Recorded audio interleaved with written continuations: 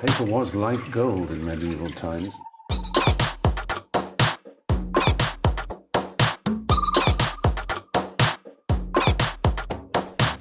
Oh, not tobacco, sugar.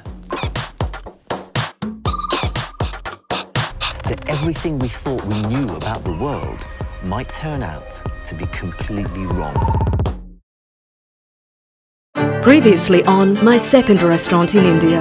Shish and I have been talking about possibly opening another restaurant in Mumbai this time. Oh my God, it's happening! It never gets easier every time I leave Phoenix. He's in that phase where he's just really learning and growing every day. It's pretty hectic here. It's such a different pace to Goa. It takes a lot in a cutting-edge city like Bombay to open an international level restaurant. Bombay is a true test for her. It's really been delayed. We're about 3 days behind schedule. It's definitely far from a functioning restaurant. There's a massive dinner tomorrow for the first preview. We've got under 24 hours. This is what anxiety is made of. Sarah, I've got some bad news. We got a can tonight because we don't have the license. In other words, we're right now. You know, it's called the Wine Rack. It's a wine-based restaurant. It kind of throws the whole concept out of whack, doesn't it? I've been told that the kitchen is set. We have around 3.5-4 days to cover approximately 95 dishes. Finally, first dish in the new kitchen. We've christened it. The kitchen is far from perfect, but it feels great just to get started.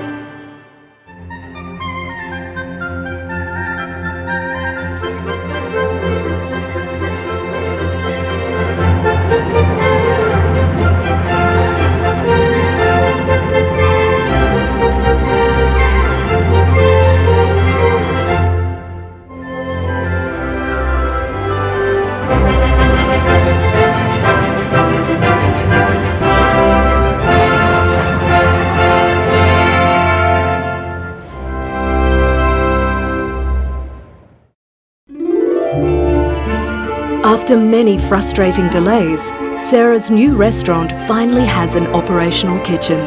With only 3 days until the restaurant launch, Sarah has very limited time to turn her new kitchen team into a cohesive unit. First day in the kitchen, done and dusted. So good start. We've got gas and it means that we can start in the kitchen. We've tested out our first dish, the ice nougat, yesterday, and it was a success. But at the same time, there's a lot of setting up in the kitchen that needs to be done. The storeroom needs to be stocked, and bigger than all of that, the staff needs to be trained. We've got a 90-item menu. I'm not sure if we're going to be able to open with the entire menu, but at the moment, you know, the staff isn't trained with any of it. So there's two types of pressures there. There's one to do with the fact that is the staff going to be ready, and even bigger than that is, are people going to like my menu? Are people going to enjoy the dishes? Is the quality and the standard high enough, because we're in such a fast-paced cosmopolitan city, and yeah, we're going to be able to pull it off in such a short amount of time. So of course I'm excited that I have a kitchen, but I'm definitely extremely nervous because I know it's about to come the time when we open the doors, guests come flowing through, and yeah, ultimately it's their judgment. I've got a very busy day ahead and I want to have a really hearty breakfast, so I'm making waffles. I wanted to make this recipe because it's one of Phoenix's favourites, and we do it every Sunday, and we make our batter and make our waffles, and then he puts his little toppings on, and it just reminds me of home, and I miss him a lot right now. So I want these little things to just remind me of home, remind me of Phoenix and Mum. It's really difficult, and I think the partners and everyone around doesn't really understand, because every night they go home to their families, and I've basically moved to the other side of the world to open up this restaurant. I've literally packed my bags and moved to India to open up these restaurants.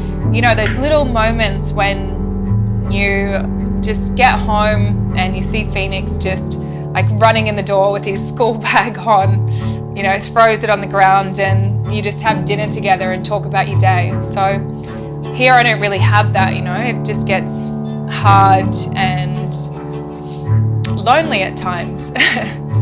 So I'm definitely missing him a lot right now.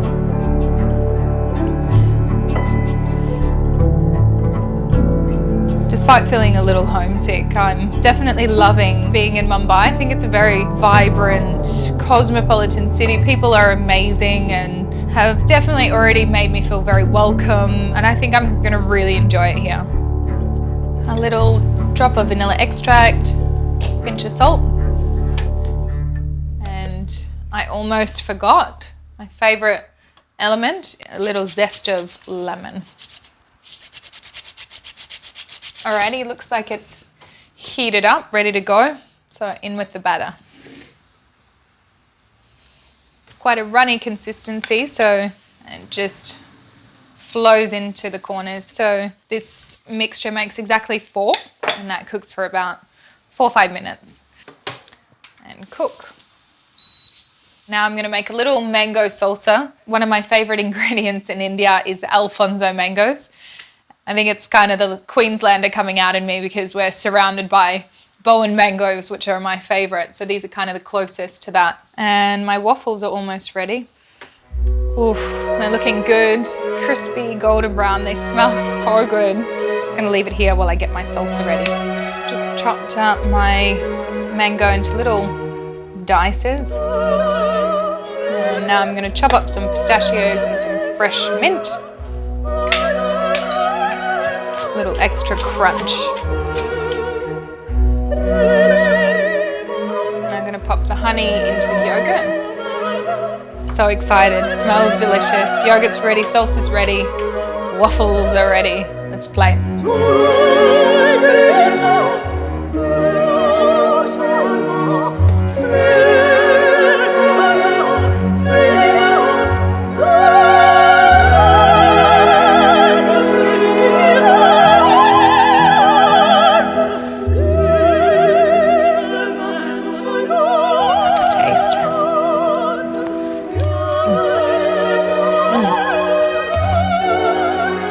Like our naughty waffle sundae mixed with India. Making it a little bit more fresh with the yogurt and mango. I know that I have to get back to reality in a moment's time, and I've got a big day ahead, so I'm going to enjoy it while it lasts.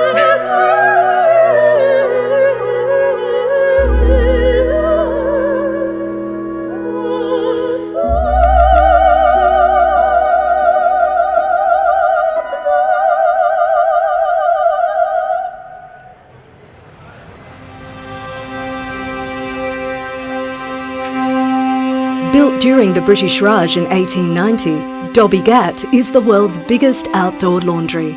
Over 7,000 people flog, scrub, dry, press and fold clothes for up to 18 hours every day. I've come down to Dobby Ghat, which is a local laundromat. It cleans, I think, about half of Mumbai's laundry, so it's a pretty amazing sight to see. I've come down with Vandana, who is our operations head, and I'm here to pick up our uniforms because they've just been washed. Oh my gosh, yeah, oh wow. I love Mumbai's rich history and walking around Dobby Ghat, a place that was built over 100 years ago, and seeing all the families that have passed down the trade through generations is so incredible. It's these little moments that make you realise how old and beautiful this country is and how much heritage there is there. You know, when you get to experience this here in India, it just adds to the whole experience, and it's these moments that make me love India even more.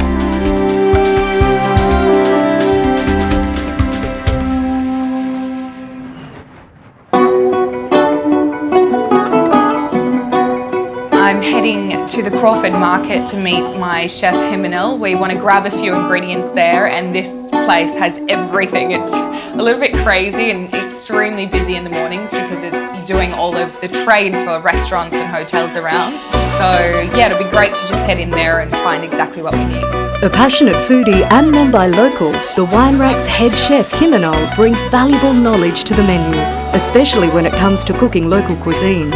With the kitchen up and running, Himanil and Sarah need to practice what will be one of the Wine Rack's signature dishes, Karari roti. Actually, raw banana provides a lovely elasticity to the dough. Yeah. Which we need. When raw banana goes in the dough? Yeah. The Karari Yeah, roti. we just paste it and add a little bit of it Really? into the dough, and it Wow. expands beautifully without breaking down. So you really put raw banana in the Karari roti dough.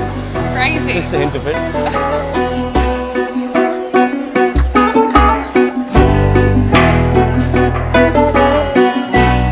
There's no better place to go shopping for spices than in the market in India. It's so aromatic and they're so fresh, and it just makes you want to cook with them.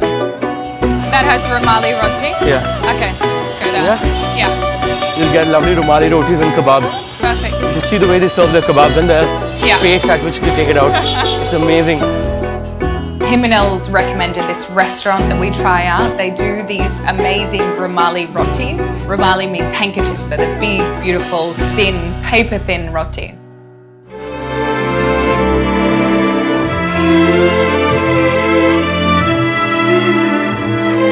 These chefs have been cooking things like the rumali roti for years, ever since they were a kid. So it's like an art. India is so diverse, and I feel like every place that I go to, my brain is just being overloaded with so much inspiration. Literally every single city that you go to has different techniques, different dishes, different spices and flavors, and I'm constantly getting inspired. Is so good. Like how big and thin they get it. The Karari roti could be a lovely appetizer. It would be like an Indian lavash.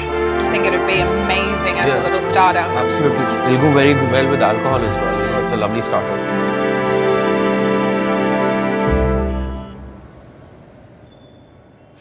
Himanel and I have had an awesome day at the market today. We've decided to put a Karari roti on the menu. So it's basically like this handkerchief roti, except crisp.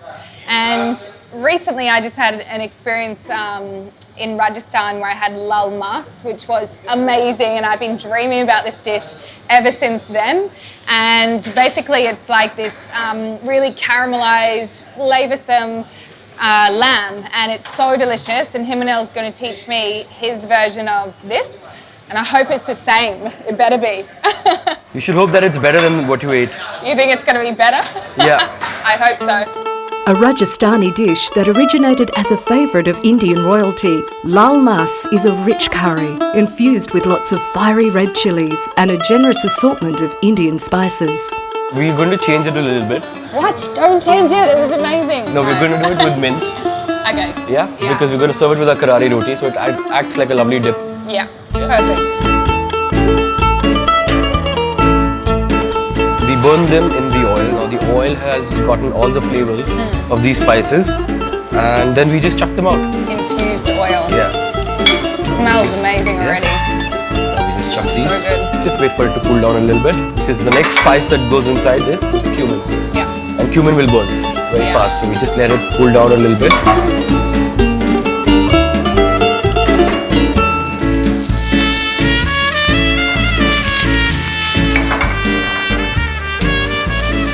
Nice little punch. So traditionally the lal mas is pretty spicy, right? Yeah. But I don't think I can handle that. Adding a little bit of ginger garlic paste.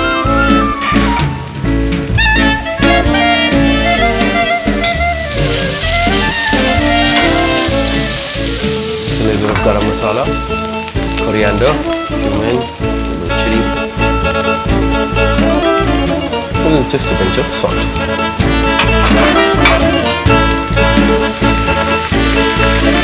Just let the masalas get cooked a little bit. Now we add in our chili paste.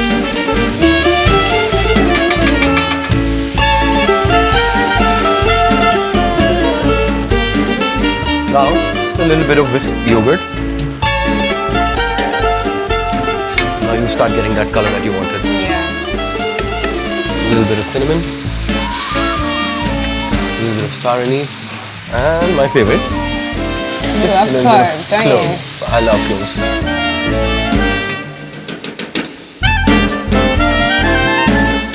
Good. Bit of a cake. Just add a little bit of minced lamb. Only a little bit? Yeah, you're going to make the rest of it. Me? Maybe an Australian version of the lal mas. good, right? Done. And now we move on to the karari roti. Yeah, let's do it. So the difference between Rumali roti and Karari roti is it needs to be extremely thin. It's all about rolling the dough out really thin, pulling it over the pan and cooking it until it's crispy. So the secret ingredient in this dough is the raw bananas. Gives you that lovely elasticity, which you really need, you know, to get this right. So I think this dish is going to sell like hotcakes. I think people are definitely going to love it. Yeah, it goes. Oh no, it's definitely an art, and It takes a little bit of practice. I'm not very good at it, but I'm going to put it on. Oh, oh. I need more practice.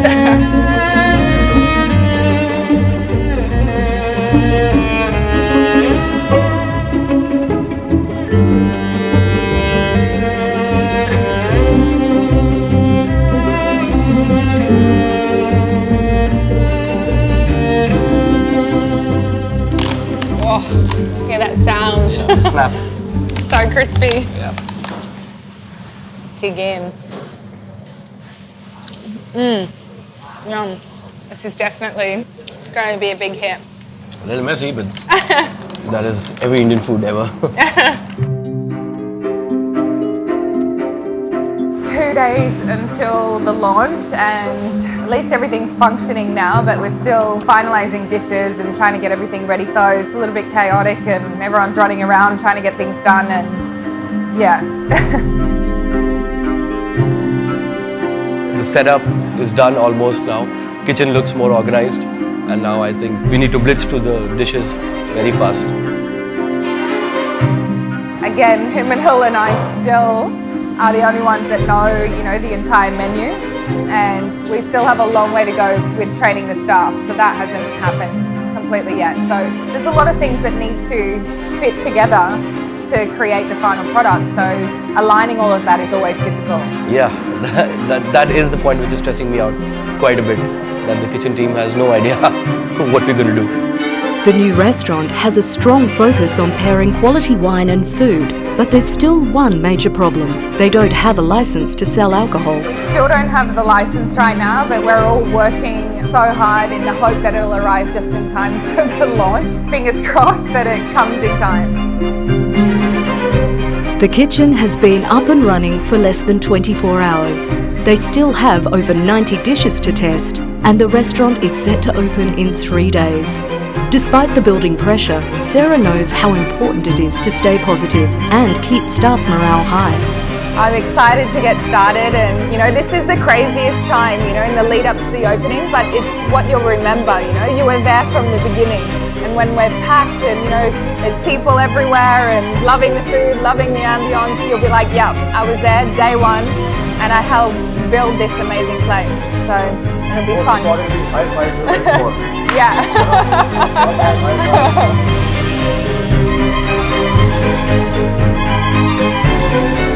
Every minute needs to be used wisely, and everyone needs to work really hard, and pressure definitely builds up, especially so close to the launch, and yet a lot to do right now.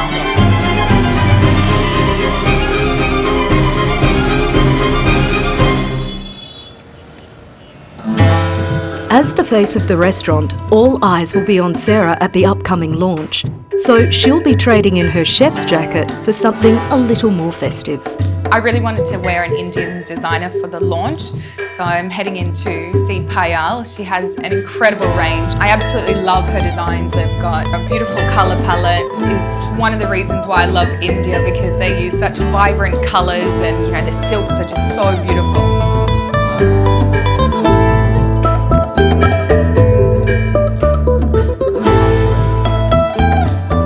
Indians are not afraid of colour. It's part of our culture, and it comes intuitively to us to put colours together. Just the colour of spices and vegetables, and you know, those dyes that they made so many years ago. I love that. You know, there's something about the poetry of something that's woven on a loom and sort of built yarn by hand.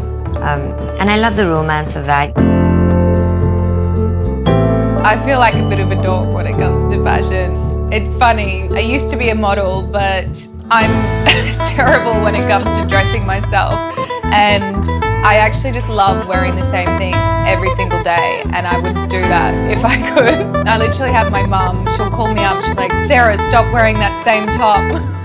I feel really lucky to have someone like Payal dressing me for the launch and giving me a bit of guidance.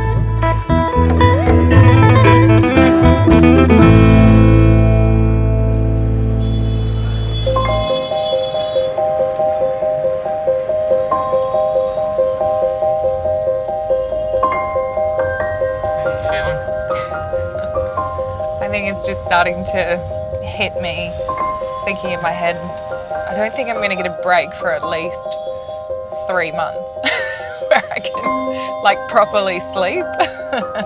You know, I feel like leaving the kitchen just now, I feel like everything's a lot more under control than, you know, it has been. But it's a lot of work opening a restaurant, and now to have 2. Of course it's awesome, but there's definitely a lot of work involved. So I'm feeling pretty tired and we haven't even opened. I'm excited, but I'm definitely exhausted because, you know, it's even just straight off the back of relaunching Antares for the season and developing a whole new menu for the season. So it's just been constant and just, you know, been away for a while as well from Australia. And I haven't had an opportunity to fly back and see Phoenix and see my family. Pretty crazy. Why am I doing it again?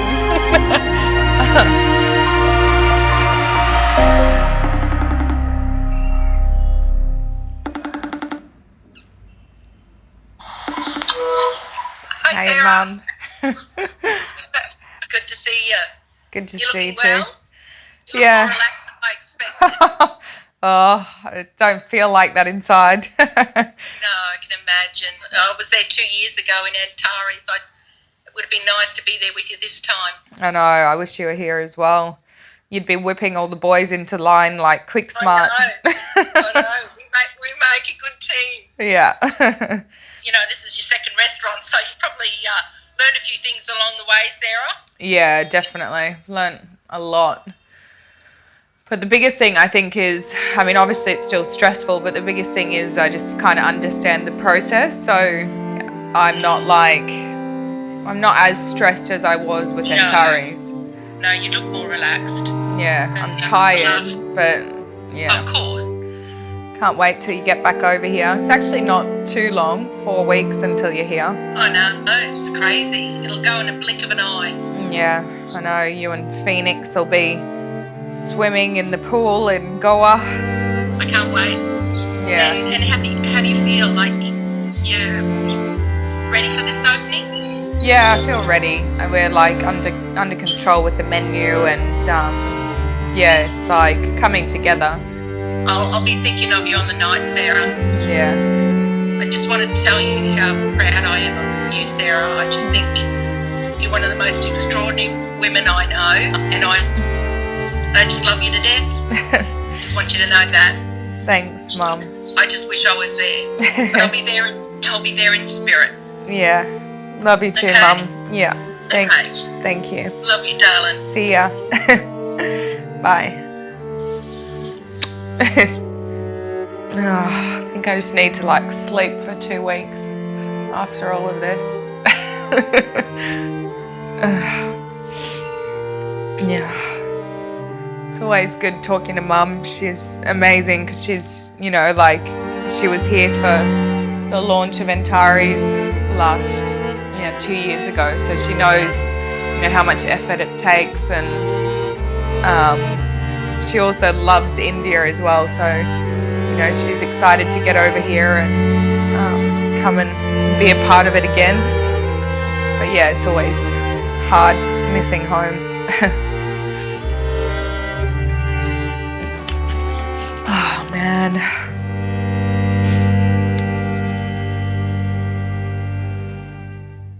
Next time on My Second Restaurant in India. How many times? So annoying. So frustrating. The launch is tomorrow and we're still running around like headless chooks. The team has no freaking idea what we're doing. Our freezer just shorted last night. Again, things are going off. So yeah, there's a lot of work still to be done. We still don't have a liquor license at the moment. Today's the big day and we have to get it right. It's 4 hours, 5 hours and then D-Day strikes. Gates open. Definitely feeling pretty exhausted right now. Yeah, it's pretty tough. There's a leak in the toilets, so we can't use the toilets tonight. It's like you're bursting with pressure. They were fixing the soap dispenser and they punctured a water pipe. Please, everyone needs to set up. The guests are here. What, everything tripped? Yeah, the equipment aren't working. Mikhail, what have you done? There's no electricity. Oh, it's chaos.